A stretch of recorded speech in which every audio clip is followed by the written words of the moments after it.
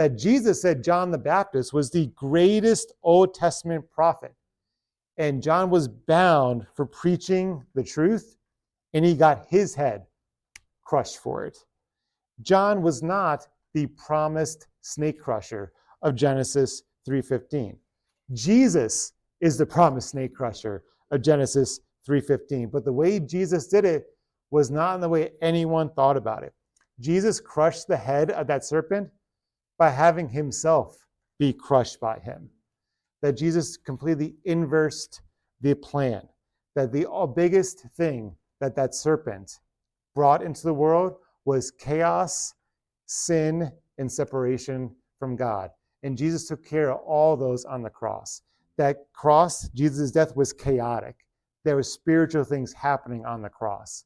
That Jesus, who had a perfect relationship with the Father, now the Father was treating him like Jesus actually sinned, even though Jesus never sinned. And on that cross, Jesus taking all of our sin, absorbing it on himself. And because he absorbed our sin, Jesus died, taking on the death that me and you deserve. But Jesus conquered all of those things. Jesus took the best punch of the serpent, chaos, sin, and death, and Jesus defeated all of those things 3 days later through his resurrection. And because of that, nothing can get in the way between you and Jesus. That's what Jesus did to crush the head of the snake. He took the best punch he had, everything the snake had, he put on Jesus, and Jesus just goes, no big deal. I defeated it in 3 days. But you still might feel crushed or bound because of sin, because of your past, because you said something stupid, because you did something wrong.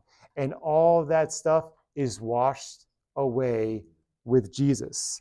So Jesus died so your old self and your sin would die and be killed with Jesus. And Jesus rose from the dead so you and not your sin and not your mistakes could be risen with Jesus, because you are now a new creation in Jesus.